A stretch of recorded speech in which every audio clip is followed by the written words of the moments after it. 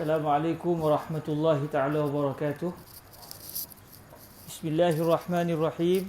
Alhamdulillahi rabbil alamin wassalatu wassalam ala al-habibil mustafa sayyidina wa maulana Muhammadinil karim wa ala alihi wa itratihi wa ashabihi ajma'in. Ashhadu an la ilaha illallah wahdahu la syarikalah wa ashhadu anna habibana wa sayyidana wa maulana Muhammadan abduhu wa rasuluhu wa safiyuhu min khalqihi wa habibuh addal amanah wa ballagha risalah wa nasaha al-ummah wa kashafa Allahu bihil ghummah. Allahumma salli wa sallim wa zid wa barik ala al-habibil mustafa sayyidina wa maulana Muhammadir rasulillah wa ala alihi wa itratihi wa ashabihi wa man walah. Amma ba'd. Kita bersyukur kepada Allah Subhanahu Wa Taala pada malam ini kita bertemu lagi di dalam usaha kita untuk mendalami kitab karangan Syekh Salim bin Abdullah bin Sa'd bin Abdullah bin Sumair Al-Hadrami, pengarang kitab Safinatun Najah Fima Yajibu 'alal 'Abdi li Maulah, satu karya yang dianggap karya asas bagi mereka yang ingin mendalami mazhab al-Imam Asy-Syafi'i secara tertib, secara orang kata apa, secara berfakta, berkitab, ya. Jadi alhamdulillah Allah Subhanahu Wa Taala telah merezekikan kita untuk dapat membaca kitab ini, dan kita masih dalam mukaddimah, iaitu mukaddimah Sayyidina al-Imam Salim ibn Abdullah, iaitu pada mukaddimah yang berbunyi Bismillahirrahmanirrahim. Alhamdulillahi rabbil alamin wa bihi nasta'in ala umurid dunya waddin. Wa sallallahu wa sallam ala sayyidina Muhammadin khatamin nabiyyin wa alihi wa sahbihi ajma'in wa la hawla wa la quwwata illa billahil aliyyil azim. Iaitu mukaddimah sebelum beliau mendatangkan perbahasan-perbahasan yang berkait dengan fiqh dalam mazhab al-Imam Asy-Syafi'i radhiyallahu anhu. Malam semalam kita telah pun sampai kepada perbahasan tentang alhamdu, kerana pengarang menyatakan alhamdulillah.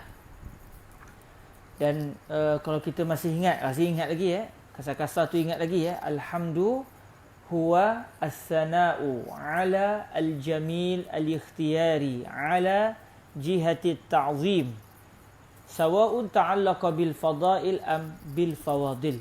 Itu definisi bagi alhamdu secara bahasa yang ditulis oleh para ulama dalam kitab-kitab mereka, iaitu pujian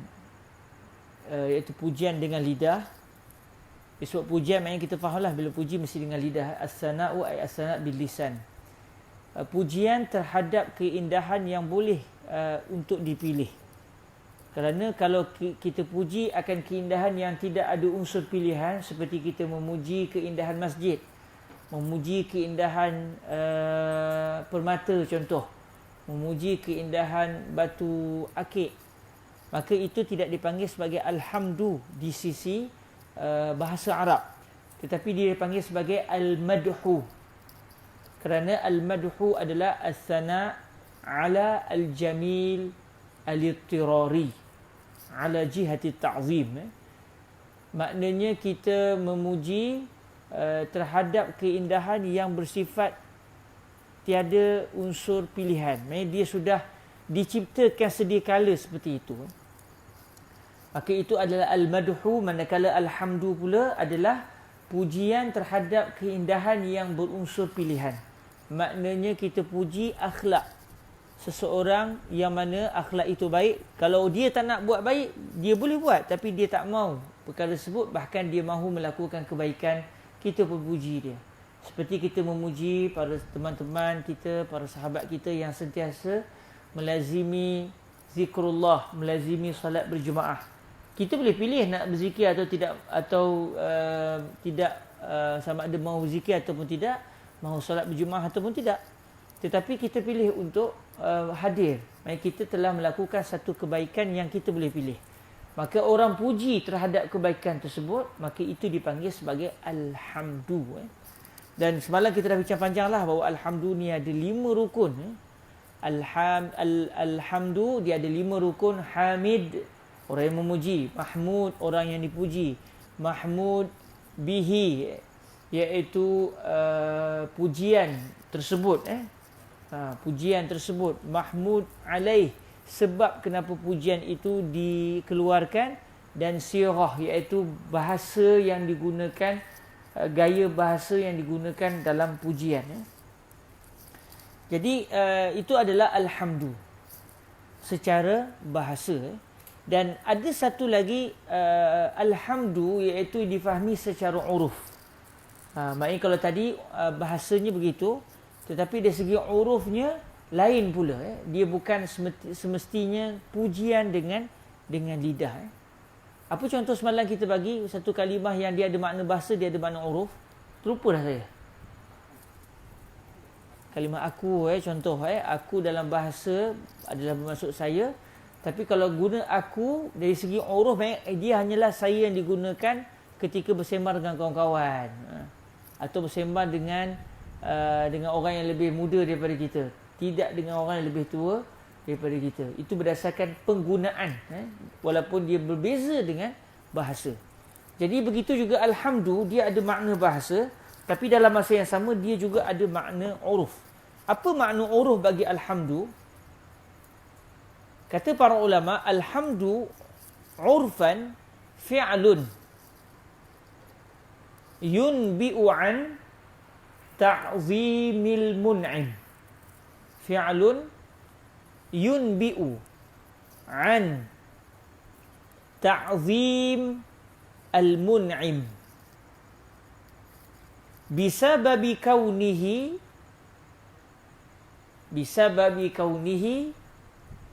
mun'iman. Fi'lun yunbi'u. Ini kalau siapa yang nak catat sejarah bahasa Arab dia lah. Fi'lun yunbi'u an ta'zim al-mun'imi. Maknanya alhamdu secara uruf ni, penggunaan secara urfinya adalah satu perbuatan. Maksudnya tak semesti pujian dengan mulut, tapi apa saja perbuatan. Fi'lun yunbi maksud dia yukhbir. Yunbi maksud dia yukhbir. Satu perbuatan yang memberitahu. Memberitahu tentang apa? Yunbi'u an ta'zimil mun'imi. Satu perbuatan yang memberitahu tentang memuliakan seseorang ataupun memuliakan satu zat yang memberikan nikmat. Al-mun'im maksud dia yang memberikan nikmat. Kalau tuan-tuan masih ingat ketika kita mendatangkan definisi Ar-Rahman, Ar-Rahman huwal mun'im bi jalailin ni'am. Ar-Rahman bererti al-mun'im, iaitu yang telah memberikan nikmat. Pemberi nikmat. Al-mun'im maksud dia pemberi nikmat. Yang masa sama, kalau Ar-Rahman tu maksud dia pemberi nikmat yang bersifat besar-besar, jalailin ni'man, nikmat-nikmat yang besar. Berbeza dengan Ar-Rahim, Al-Mun'im bidaqa'iqil minan, bidaqa'iqin ni'am. Ar-Rahim pula adalah yang memberikan nikmat yang bersifat halus-halus, bersifat enek-enek. Teringat nak makan shish tawuk, teringat pula shish tawuk. Mungkin shish tawuk fi Malaysia ni. Shish tawuk sejenis makanan Mesir. Kalau tak silapnya ayam Belanda shish tawuk ni dia panggang. Oh Tuhan bila kita makan makanan yang begitu teringat kepada syurga. Okey, main teringin, ya Allah lamanya tak makan shish tawuk. Kan Pak Tam cari pula shish tawuk hadiah kat saya. Macam tu. Teringinnya nak makan ta'miyah. Macam tu, sejenis makanan Mesir lagi. Jadi permintaan yang begitu-begitu kalau tu, ya Allah, Allah marzuqni ta'miyah ma'a kabab ma'a shish tawuk ya rabbal alamin. Ya Allah rezekikan saya ta'miyah sekali dengan shish tawuk, sekali dengan kabab. Contoh. Itu tidak dipanggil nikmat yang besar-besar. Itu nikmat yang halus-halus, yang kecil-kecil. Tidaklah seperti nikmat yang besar, ya Allah rezekikan aku syurga, rezekikan aku kehidupan yang bahagia. Itu nikmat yang besar-besar. Jadi Ar-Rahim adalah Tuhan yang adalah pemberi nikmat yang bersifat halus-halus. Okey, itu definisi Ar-Rahman dan Ar-Rahim, dan kita telah pun bicarakannya sebelum ini. Kita balik kepada alhamdu secara uruf. Fi'lun yunbi'u an ta'zimil mun'im bisababi kaunihi mun'iman. Fi'lun yunbi'u an ta'zimil mun'im. Satu perbuatan yang mana perbuatan itu dibuat untuk menunjukkan penghormatan terhadap seseorang ataupun terhadap pemberi nikmat. Tak kiralah pemberi nikmat itu Allah ataupun makhluk. Bisabab kaunihi mun'iman. Perbuatan itu kita lahirkan, kita zahirkan kerana apa? Kerana pemberi nikmat itu telah memberikan nikmat. Maksud dia perbuatan itu kita lakukan, contoh maknanya sebarang perbuatan yang menunjukkan penghormatan kepada satu pemberi nikmat. Sebab apa penghormatan itu diberikan? Kerana dia telah memberikan nikmat. Contoh macam orang Mesir, tuan-tuan yang dirahmati Allah, kalau dia hormat seorang, kadang dia buat gini. Dia letak tangan di atas kepala. Saya ingat itu uruf biasa. Rupanya dalam kitab-kitab pun disebut. Di antara contoh alhamdu secara perbuatan adalah apabila kita meletakkan tangan di atas kepala sebagai tanda penghormatan kita kepada seseorang. Maknanya kita Assalamualaikum warahmatullahi. Dia dalam uruf orang Melayu tak adalah gitu kan. Kita macam mana penghormatan kita? Mungkin kita letakkan tangan di dada mungkin itu penghormatan kita. Kita tundukkan sikit. Tapi orang Arab dia bukan kat dada, kat kepala terus dia angkat tangan dia begitu, dia letakkan atas kepala. Itu penghormatan. Kenapa kita melakukan perbuatan itu? Okey. Sekiranya kita buat perbuatan itu kebetulan kerana kita cinta kat dia, maka itu tidak dipanggil sebagai alhamdu. Jadi kalau kita melakukan perbuatan itu untuk menunjukkan penghormatan kita kepada si pemberi nikmat tadi, sebab apa? Sebab dia bagi nikmat. Contoh satu orang dia bagi sedekah kepada orang, kata syukran ya akhi, syukran. Contoh, terima kasih, kita letak tangan di kepala. Maka kita buat perbuatan tu untuk memuliakan dia dengan tujuan kerana apa? Kerana dia telah memberikan nikmat. Itu kalau kita dengan makhluk lah. Bisababi kaunihi mun'iman 'alal hamidi aw ghairihi. Tak kiralah kata para ulama, sama ada perbuatan yang kita zahirkan itu tujuannya untuk menghormatinya disebabkan dia telah memberikan nikmat, sama ada dia bagi nikmat kepada orang yang memuji atau kepada orang lain. Contoh, dalam satu majlis dia datang satu orang, dia pun bagi bantuan. Saya tengok, dia tak bagi bantuan kat saya pun. Dia bagi bantuan ke orang lain.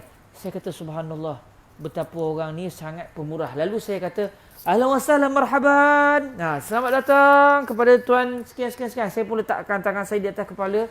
Sedangkan dia tak bagi nikmat kepada saya. Saya buat tu sebab apa? Sebab saya nak menunjukkan perhormatan saya kepada dia. Sebab dia telah memberikan nikmat. Kepada siapa? Kepada orang lain. Tak semestinya kepada saya. Tak ada masalah. Tapi kalau dia bagi kepada saya pun tak ada masalah juga. Fi'lun yunbi'u an ta'zimil mun'imi bisababi kaunihi mun'iman 'alal hamidi aw ghairihi sawa'un. Itu sawa'un tu maksudnya dia dah mula nak meluaskan perbuatan jenis macam mana. Tidak kira sawa'un, sama ada, tidak kira. Kalau kita mendatangkan definisi alhamdu sampai tadi pun dah okey dah. Fi'lun yunbi'u an ta'zimil mun'imi bisababi kaunihi mun'iman 'alal hamidi aw ghairihi. Cuma kalau kita nak menjelaskan lagi, sawa'un kana 'amalan bil arkan, sama ada perbuatan yang menunjukkan penghormatan kita kepada si pemberi nikmat kerana dia telah memberikan nikmat tersebut, sama ada perbuatan yang kita nak tunjukkan penghormatan kita kepadanya itu adalah perbuatan dengan anggota badan. Sawa'un kana amalan bil arkan. Contoh macam orang Arab tadi letakkan di atas kepala. Orang Melayu bila datang, apa khabar tuan? Sihat tuan? Allah seronoknya tuan datang bagi sumbangan kepada kami. Contoh. Tapi dia tak bercakap kebetulan, dia buat tangan gitu ya. Sebagai tanda hormat dia kerana orang tu telah memberikan satu pemberian kepada orang lain, contoh, atau kepada dia sendiri. Maka dia pun menundukkan tangan, diletakkan tangan di dada dan dia menundukkan. Maka itu adalah perbuatan. Dan dia bukan ucapan. Okey, tak kira walaupun dia tak bercakap, maka itu juga dipanggil sebagai alhamdu secara uruf. Walaupun kalau kita tengok definisi alhamdu secara lughah, secara bahasa, dia mesti sana'. Dia mesti pujian dengan mulut. Jadi makna uruf dia lebih luas sikit. Sawa'un kana amalan bil arkan au qawlan bil lisan au qawlan bil lisan, ataupun perbuatan yang menunjukkan penghormatan kita kepada orang tersebut disebabkan dia bagi nikmat kepada orang tadi, itu adalah qawlan bil lisan au qawlan bil lisan, ataupun ia adalah satu ucapan dengan lidah. Tadi perbuatan anggota tubuh badan, atau dia tak buat terbang tanda, tapi dia ucap, terima kasih Tuan bagi saya duit, semoga Allah memudahkan urusan Tuan.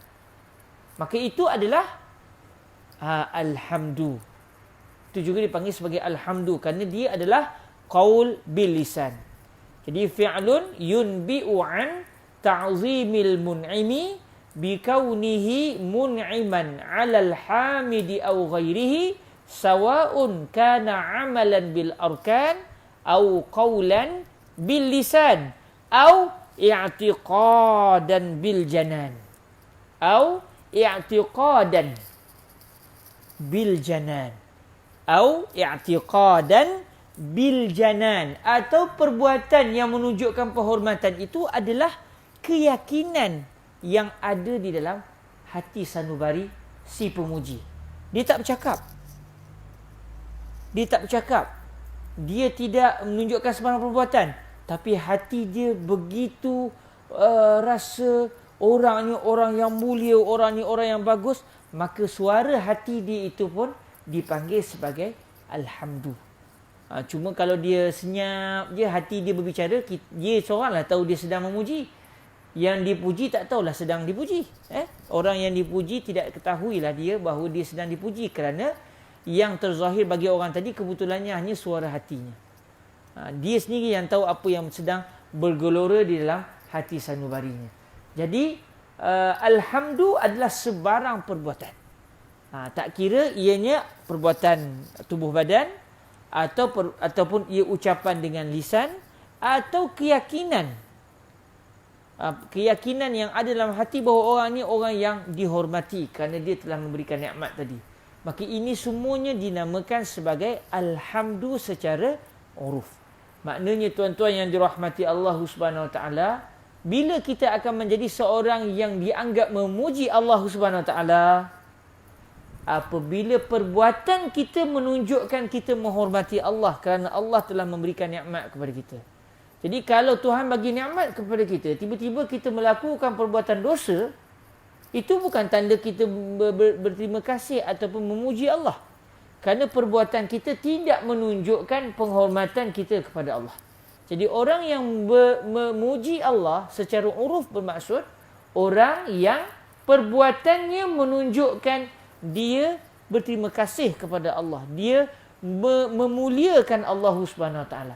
Kemudian lisan dia, mulut dia mengucapkan puji-pujian. Dia kata alhamdulillah, macam pengarang kita. Pengarang kitab Safinatun Najah, beliau kata alhamdulillahi rabbil alamin. Segala puji hanya untuk Allah, yang Allah adalah Tuhan bagi seluruh alam. Segala puji ni bukan untuk saya, bukan untuk orang ni, bukan untuk orang lain, tetapi untuk Allah semata-mata. Maksudnya hakikat pujian hanya untuk Allah. Maknanya beliau telah menggunakan lidah beliau dan beliau nukilkan dalam bentuk tulisan. Suara beliau itu adalah sebagai alhamdu. Secara lisan.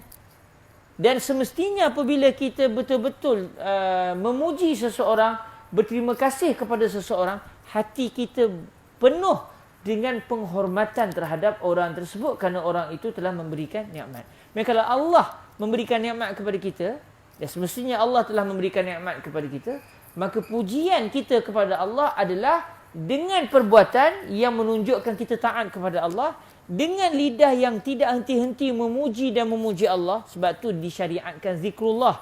Kita sebut la haula wala quwata illa billah.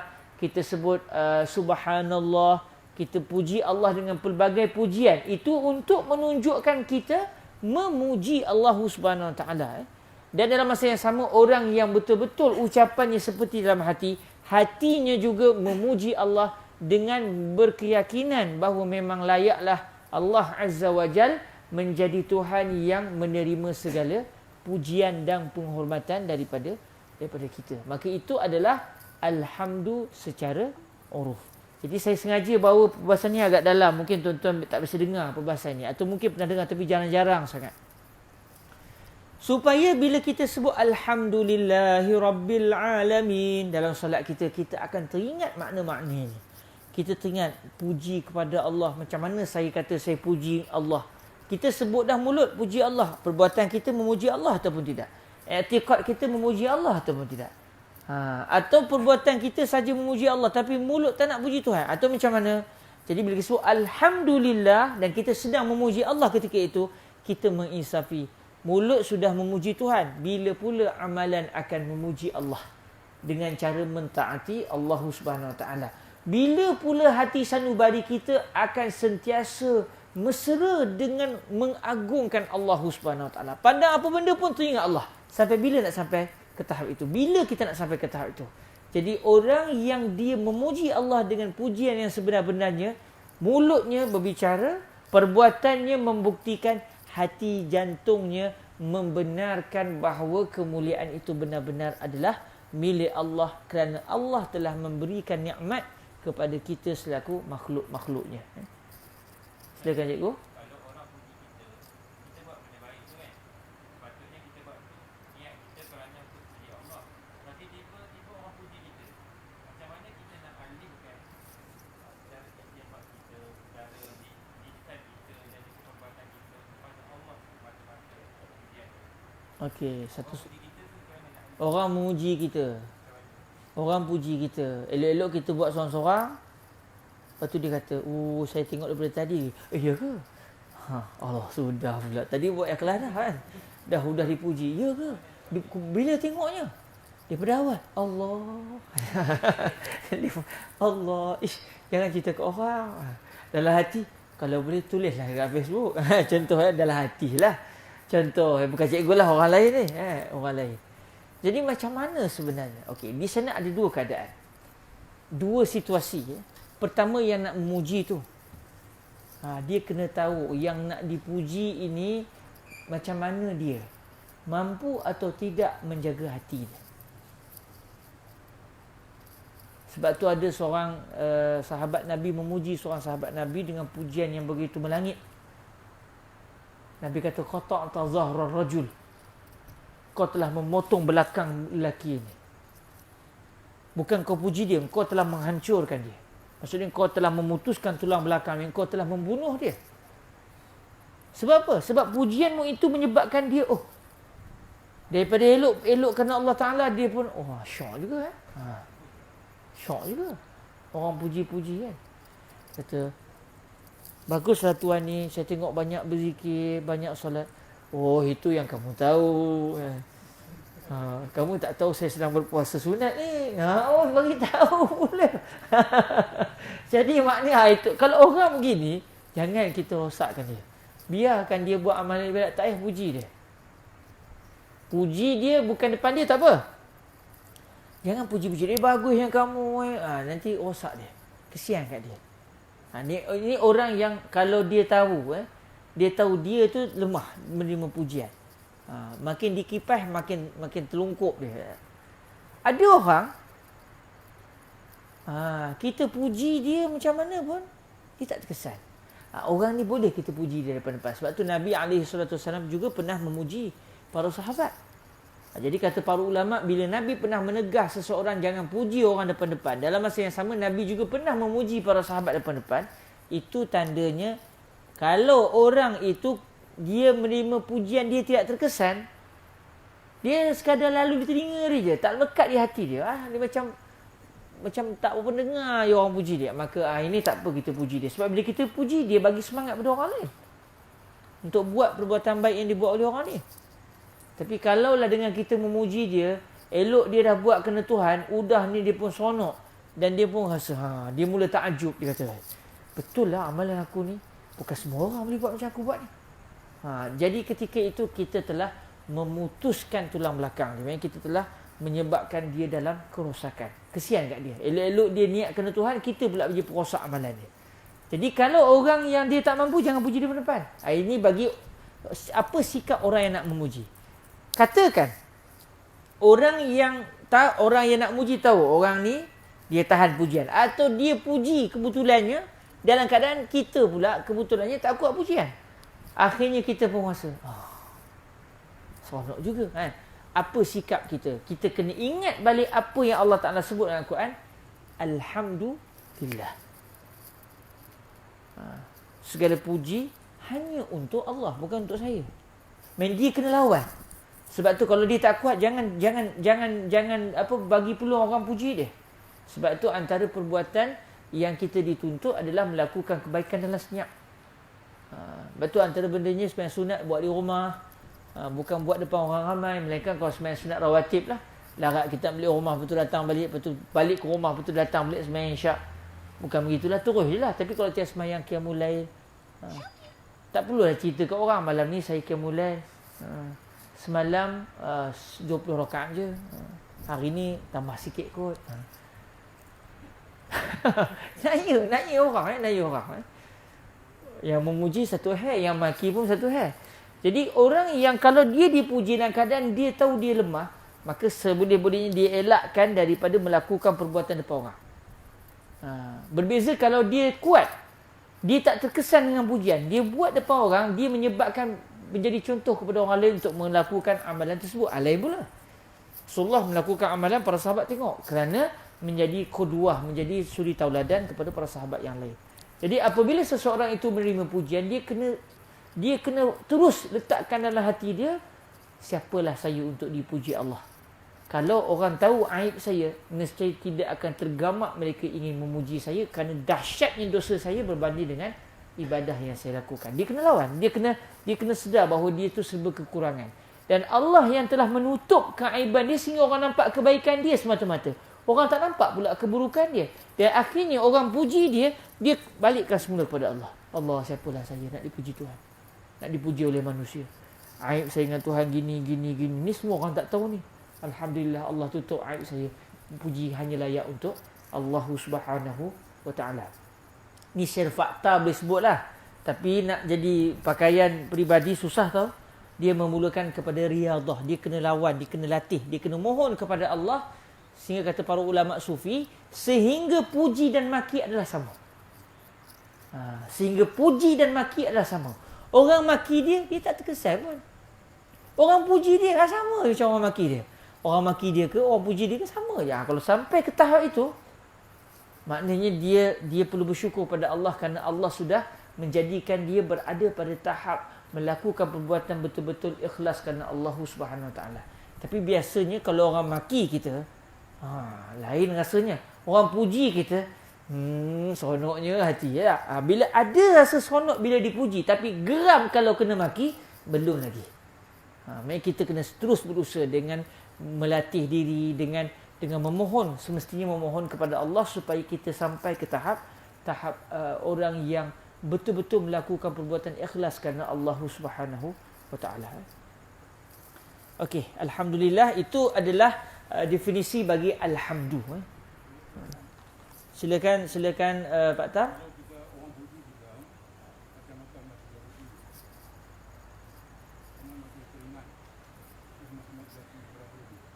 Allah yarhamu. Dia menjawab, "Hadza min fadli Rabbi." Adakah kita jawab itu? Alhamdulillah kepada Hadza min fadli Rabbi wa ma utitu minal ilmi illa qalila. Jadi ini jawapan yang Pak Tam nak sambung, Pak Tam nak kongsi dengan kita. Guru beliau dan juga guru kepada Fadilatul Syekh Ali bin Jum'ah dan ramai ulama-ulama Azhar hari ini, iaitu Fadilatul Syekh Muhammad Zakiyuddin Ibrahim. Muhammad Zakiyuddin bin Ibrahim, yang merupakan antara kibar ulama Al-Azhar satu ketika dahulu. Pak Tam sempat dengan beliau, saya tak sempat. Saya tak sempat dengan Syekh Muhammad Zakiyuddin Ibrahim. Saya sampai Mesir tu Syekh dah tak ada dah. Dapat pergi ziarah makam beliau je lah di Al-Ashirah Al-Muhammadiyah. Jadi Pak Tam kongsi tadi antara yang dilakukan oleh Syekh Muhammad Zakiyuddin Ibrahim adalah apabila ada orang puji beliau, dia kata haza min fadli Rabbi. Diambil daripada firman Allah Subhanahu Wa Taala. Ini adalah kelebihan yang Allah kurniakan kepada saya. Maksud itu juga di antara cara untuk mendidik hati supaya disandarkan segala benda kepada Allah Subhanahu Wa Taala. Silakan.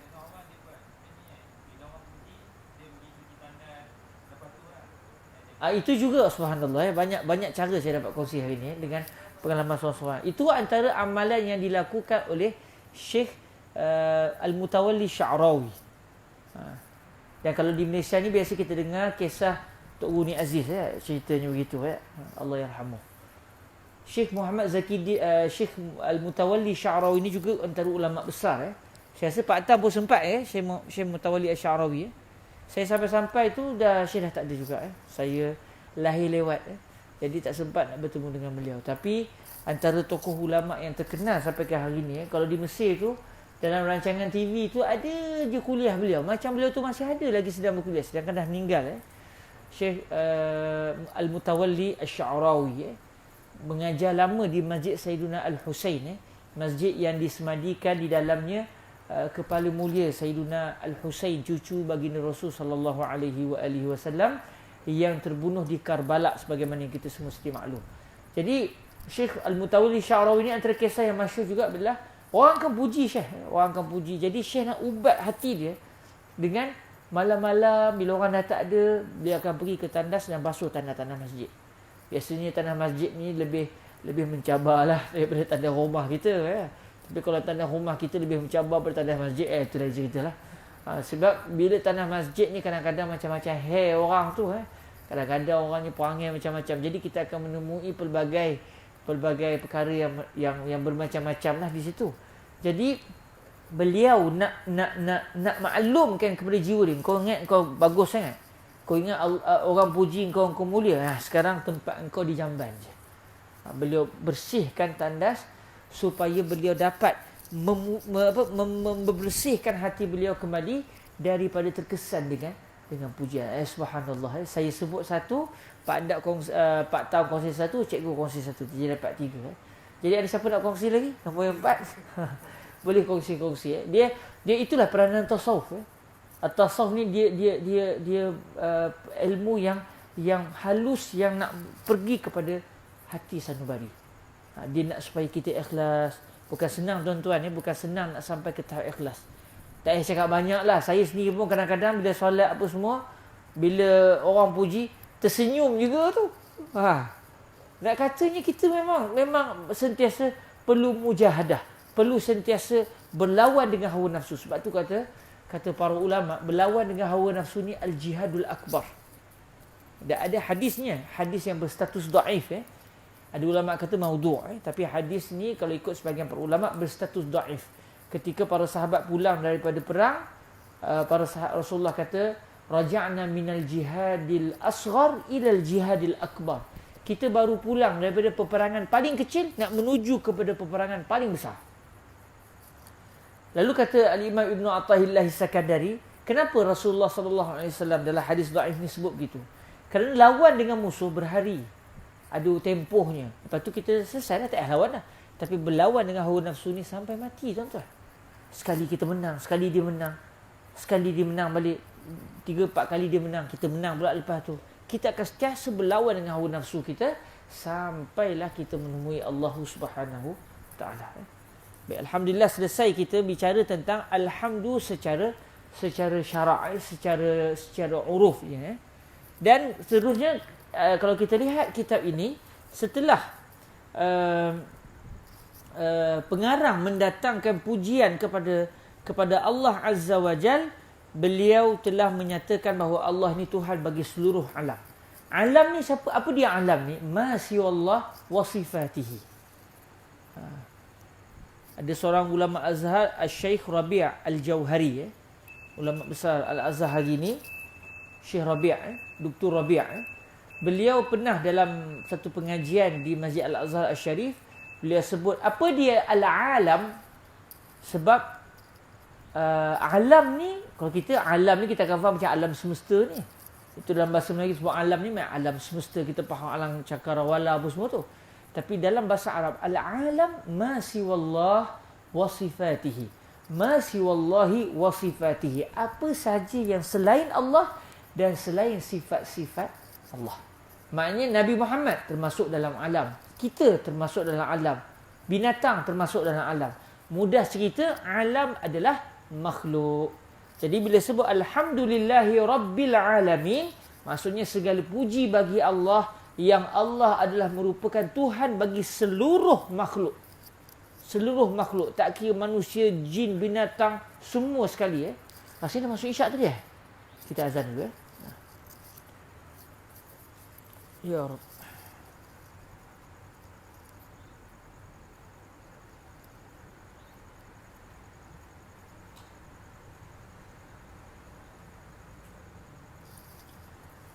Allah ya Karim ya Arhamar Rahimin.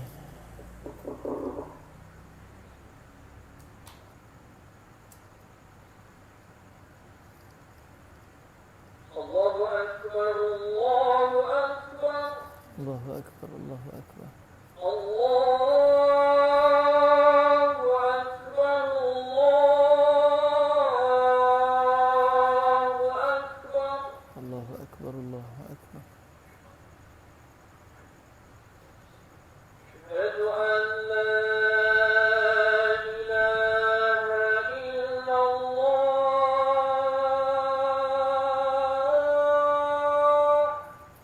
Asyhadu an la ilaha illallah. أشهد أن لا إله إلا الله.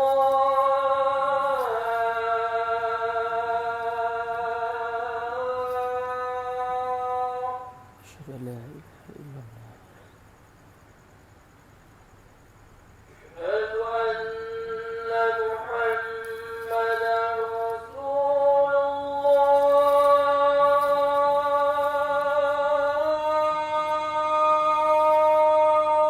أشهد أن محمدا رسول الله. Asyhadu anna sayyidana Muhammadar Rasulullah. أشهد أن محمدا رسول الله.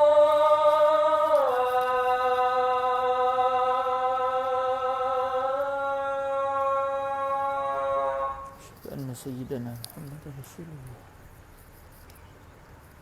حي على الصلاة.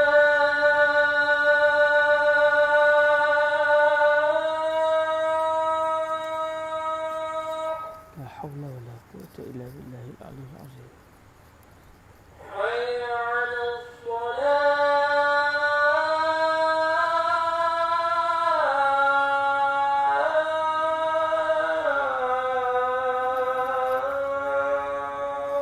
La hawla wa la quwwata illa billahil aliyyil azim. حي على الفلاح.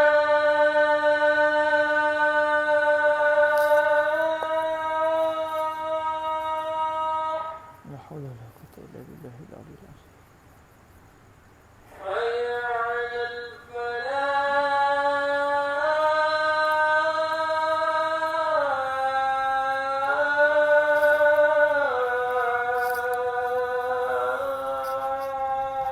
La hawla wa la quwwata illa billahil aliyyil azim.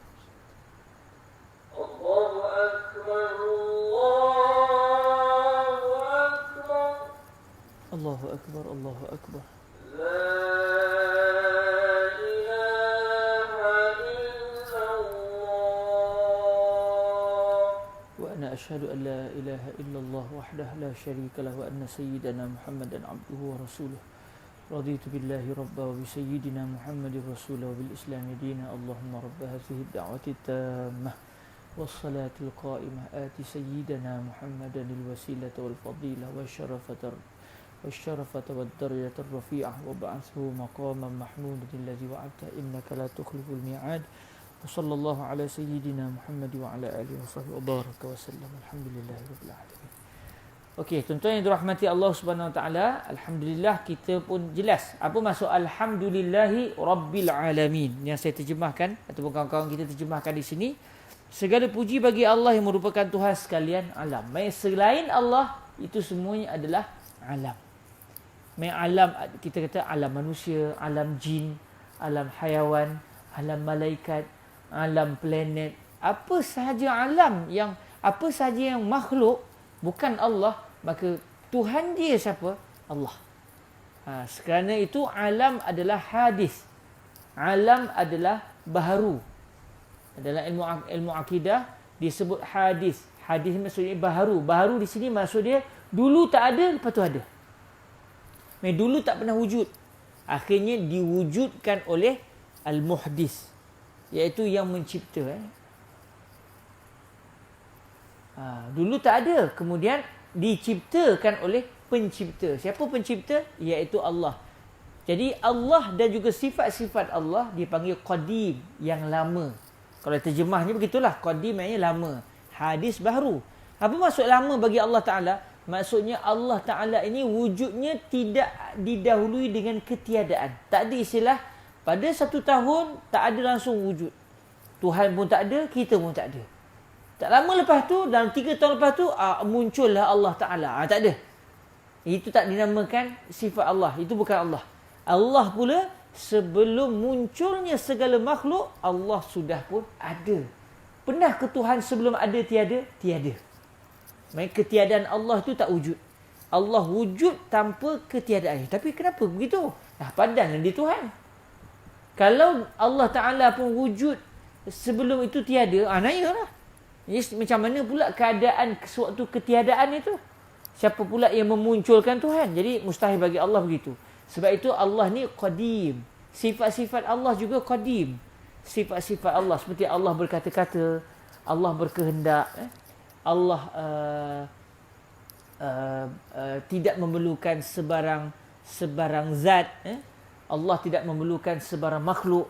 Maka kesemuanya itu adalah sifat-sifat qadim, iaitu sifat-sifat lama. Yang kalau kita fahami maksud lama di sini iaitu kewujudannya tidak didahului dengan ketiadaan. Sedangkan kita pula wujud kita adalah hadis kerana kewujudan kita didahului dengan ketiadaan. Allah pula wujudnya dengan sedia kala tanpa didahului dengan ketiadaan dan tidak akan disudahi dengan ketiadaan. Sebab itu Allah itu adalah al-baqa, Tuhan yang maha kekal. Jadi Allah dan sifat-sifatnya itu qadim, iaitu wujud tanpa didahului dengan ketiadaan dan tidak akan binasa. Manakala kita pula adalah hadis. Dulu tak ada, kemudian diciptakan Tuhan. Okey, lepas tu ke mana? Lepas tu akan tiada pula selepasnya. Cuma ada juga makhluk Allah yang didahului dengan ketiadaan tetapi tidak diakhiri dengan pengakhiran. Ada juga. Siapa? Roh kita dulu tak ada. Betul Tuhan ciptakan. Lepas tu roh tu hidup tak mati-mati. Habis yang mati siapa? Yang mati jasad. Jadi orang meninggal dunia tu bukan roh dia meninggal. Dia tu, jasad dia meninggal. Tapi roh dia hidup. Sama juga dengan syurga neraka. Allah Ta'ala dulu tidak ada syurga dan neraka. Lalu diciptakan oleh Allah. Selepas itu, adakah syurga dan neraka akan binasa? Tidak. Syurga dan neraka akan kekal selama-lamanya. Tapi bukan kerana dia sendiri mampu untuk kekal. Tetapi kerana dikekalkan oleh Allah Subhanahu wa Ta'ala. Alhamdulillahi Rabbil Alamin. Segala puji bagi Allah, Tuhan bagi seluruh alam. Dan kata para ulama, mengapa para ulama kita sewaktu menulis mereka akan datangkan basmalah dan mereka akan datangkan alhamdulillah. Sebut mula-mula bismillahirrahmanirrahim. Betul, alhamdulillahi Rabbil Alamin. Ini kerana mengikut cara Al-Quranul Karim, iaitu kalau kita buka Al-Fatihah, surah Al-Fatihah surah mula-mula dalam Al-Quran, kita akan mendapati awal surah Al-Fatihah adalah bismillahirrahmanirrahim. Ayat kedua pula adalah alhamdulillahi Rabbil Alamin. Dan di sana ada tuntutan daripada baginda Nabi alaihi salatu wasalam, yang mana Rasulullah sallallahu alaihi wasallam meminta kita memulakan benda-benda penting dengan alhamdulillah dan juga dengan bismillah. Lalu kata para ulama, maksud Nabi minta kita sebut bismillah iaitu secara hakiki. Sebelum sebut apa benda pun, bismillah dulu. Sebelum sebut apa benda pun, bismillah dahulu. Selepas selesai bismillah, sebut pula selepasnya alhamdulillah. Jadi alhamdulillah pun dianggap sebagai permulaan kerana selepas alhamdulillah kita akan sebut macam-macam benda lagi. Maka alhamdulillah dianggap sebagai permulaan yang idafi. Dipanggil al-bidayah al-idafiyah. Manakala kalau dengan bismillah pula dipanggil sebagai al-ibtida' al-haqiqi ataupun al-bidayah al-haqiqiyah. Permulaan yang hakiki kerana sebelum bismillah tak ada sebarang ucapan. Sebab tu kalau kita nak menulis apa, sebelum tulis macam-macam tulis bismillahirrahmanirrahim, lepas tu tulis alhamdulillahi Rabbil Alamin macam yang dilakukan oleh pengarang kitab kita ini. Kemudian kata pengarang, wa bihi nasta'in ala umurid dunya waddin. Dengannya, kata para ulama, bila didatangkan wa bihi nasta'in, tak digunakan pula nasta'inu bihi. Kalau ikut terjemahnya, wa bihi nasta'in, dengannya kami memohon bantuan. Kalau wa nasta'inu bihi, kami memohon bantuan dengannya, dengan bantuannya. Ada beza ke antara tu? Kami memohon bantuan dengan Allah, dengan bantuan Allah. Kami memohon bantuan daripada Allah, dengan daripada Allah sajalah kami memohon bantuan. Ada beza. Kerana bila sebut wabihi nasta'in, dia akan menunjukkan hanya semata-mata dengan bantuan Allah sajalah kami memohon pertolongan. Tapi kalau kita sebut wa nasta'inu bih, kami memohon bantuan daripada Allah, mungkin mari kita minta juga bantuan daripada yang lain.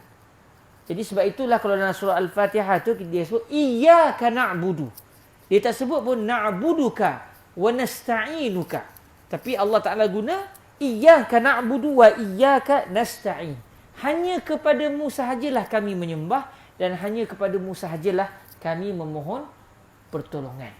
Jadi dia panggil sebagai al-hasr. Dia ada unsur hanya semata-mata kerana kepada Allah Subhanahu Wa Taala sahaja. Wa bihi nasta'in. Dengannya, maksudnya dengan bantuannya sahaja kami memohon pertolongan bagi urusan-urusan dunia dan urusan-urusan agama. Jadi disebut bahawa puji-pujian ini milik Allah dan kita ini tidak akan mampu untuk bersendirian tanpa Allah. Bahkan kita akan sentiasa memerlukan kepada Allah dalam segala urusan-urusan keduniaan kita dan juga urusan-urusan akhirat kita. Sebab tu digabungkan Ar-Rahman dan juga Ar-Rahim, supaya jangan malu untuk minta kepada Allah, kerana Allah adalah Ar-Rahman, Tuhan yang memberikan nikmat yang besar-besar, yang hebat-hebat, yang penting-penting. Dalam masa sama Allah juga adalah Ar-Rahim, iaitu Tuhan yang memberikan nikmat yang kecil-kecil, yang mungkin tak berapa penting pada mata kita. Jadi nak minta urusan dunia, ya Allah saya teringin nak sekian-sekian, ya Allah nak beli rumah payah, ya Allah bagilah saya peluang untuk ni, ya Allah selamatkan saya daripada penyakit begini. Mari kita mohon, kerana Allah adalah Ar-Rahim. Tapi jangan malu pula minta yang besar-besar daripada Allah. Ya Allah rezekikan saya untuk berjiran dengan Nabi di akhirat kelak. Kan besar tu permintaan tu. Macam malu nak minta. Kau siapa nak berjiran dengan Nabi? Kau Sayyidina Abu Bakar, Sayyidina Umar, okeylah sikit. Ni kau. You nak berjiran dengan Nabi. Anta turi antakum bijiwar sidnan Nabi. Wa anta man? Anta min. Orang mesti kata, anta min. Kamu siapa? Tapi tak. Allah adalah Ar-Rahman yang memberikan nikmat yang besar-besar. Minta je.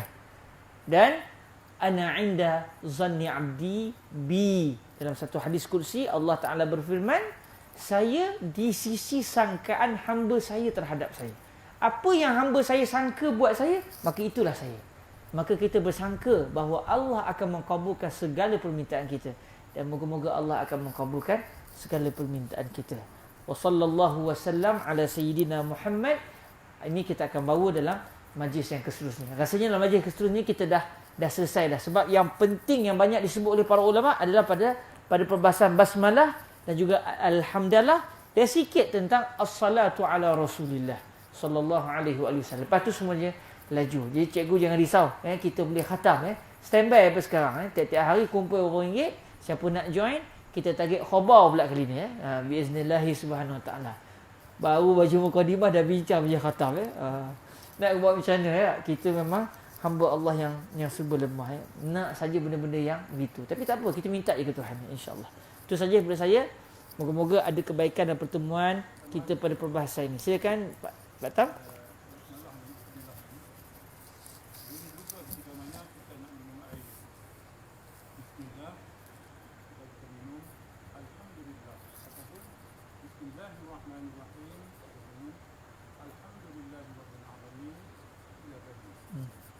Itu memang yang Pak Tan sebut, subhanallah, jazakumullahu khairan. Pak Tan sebut antara bila sebut bismillah dengan alhamdulillah ni ada satu amalan, iaitu digabungkan serentak sewaktu kita minum. Di dalam Allahumma salli ala sayyidina, di dalam Mughnil Muhtaj juga disebut perbahasan ni. Kalau tak salah dalam Mughnil Muhtaj disebut bahawa di antara yang disunatkan kita berdasarkan apa yang mungkin disabdakan oleh Rasulullah, saya pribadi tak tahu ianya berasaskan hadis ataupun amalan para ulama. Nanti kita rujuk semula. Tetapi antara yang dituntut adalah sewaktu kita minum, contoh air ni, bila kita minum, kita disunat meneguk 3 kali kan. Ni contoh terus lah ya. Contoh terus kan. Jadi bila kita nak teguk air ni, sebelum kita teguk kita baca bismillah. Jangan bismillah macam tu. Sebab nanti hembusan termasuk jauh sikit. Bismillahirrahmanirrahim. Kenapa tuan-tuan? Kata guru saya, Fadilatul Syekh Husri, bila kita berzikir, air liur kita itu sudah bersebati dengan zikrullah. Lalu bila kita minum, bila kita telan, badan kita itu akhirnya diselaputi dengan zikrullah yang sudah mencair dan bersama-sama dengan air liur kita. Jadi kita sebut Bismillahirrahmanirrahim. Lepas tu kita minum. Alhamdulillahirabbilalamin. Bismillah tu buat alhamdulillah pun tak apa. Lepas tu nak minum sekali lagi. Bismillahirrahmanirrahim. Alhamdulillah. Bismillahirrahmanirrahim. Alhamdulillah. Nak minum lagi? Minum baca lagi. Tapi biasanya kita minum 3 kali. Atau kita minum tak sempat terus baca bismillah. Itu selalu jugalah. Tak sebab ada harga punya pasal terlupa. Sekali sebut bismillah, khalas, salah semarra' ala ba'ba'. Terlupa dah sebut alhamdulillah. Tapi nak katanya tuan-tuan, hatta air ni pun, pada kadang-kadang kita pun tak terasa ini satu nikmat. Tapi nikmat Tuhan, Allah bagi kita boleh rasa air. Air yang boleh masuk dalam badan kita dan kita sihat. Sebab itu, antara yang dituntut sewaktu kita minum dan juga minumlah. Kalau makan tak boleh disunatkan setiap hari kita nak duduk tu, alhamdulillah, banyak belum bila nak habis kan. Yang saya jumpanya ketika kita minum. Bila kita minum, sebab kita bukan saya terus minum. Biasanya 3 kali teguk, khalas, selesai. Jadi setiap kali kita nak minum, kita sebut bismillah. Selesai minum kali pertama, sebut alhamdulillah. Minum teguk kali kedua, sebelum teguk kita sebut bismillah. Dan begitulah seterusnya. Sampai selesai, kita minum 3 kali teguk, 3 kali bismillah sebelum minum. Dan alhamdulillah selepas setiap kali minum. Alhamdulillah. Jazakumullahu khairal jazak. Kita ucapkan kepada guru kita, Fadilatul Syekh Al-Ustaz Al-Asy'ari, ataupun lebih dikenali dengan panggilan manjanya Pak Tam Asy'ari. Terima kasih di atas maklumat yang diberikan, atas perkongsian yang baik ini. Jazakumullahu khairan. Saya rasa kita tangguh setakat ini dahulu. Moga-moga ada kebaikan dalam pertemuan kita. InsyaAllah kita akan sambung pertemuan yang akan datang lagi 2 minggu pula. Kita akan bertemu. Tunggulah jadual yang akan turun oleh pihak surau. Ya Sabtu, ya Jumaat, ya Sabt, ya Ahad. Sama ada hari Jumaat atau hari Sabtu atau Ahad. Tuan-tuan tunggulah bila nak muncul punya jadual tu. Biiznillah subhanahu wa ta'ala. Semoga ada kebaikannya. Kita tangguhkan majlis kita dengan salawat ke hadrat Sayyidina Rasulullah sallallahu alaihi wa alihi wasallam, yang dengan sebab kebaikan bagindalah kita bertemu pada hari ini. Alhamdulillah.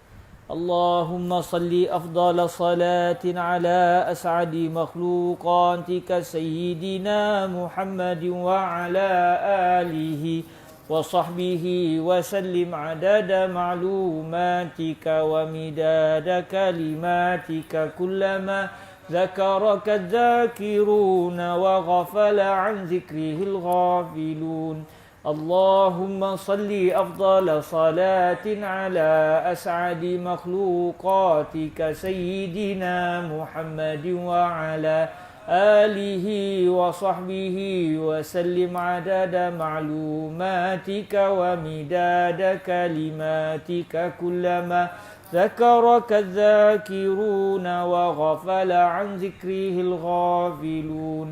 اللهم صل أفضل صلاة على أسعد مخلوقاتك سيدنا محمد وعلى آله وصحبه وسلم عدد معلوماتك ومداد كلماتك كلما ذكرك الذاكرون وغفل عن ذكره الغافلون.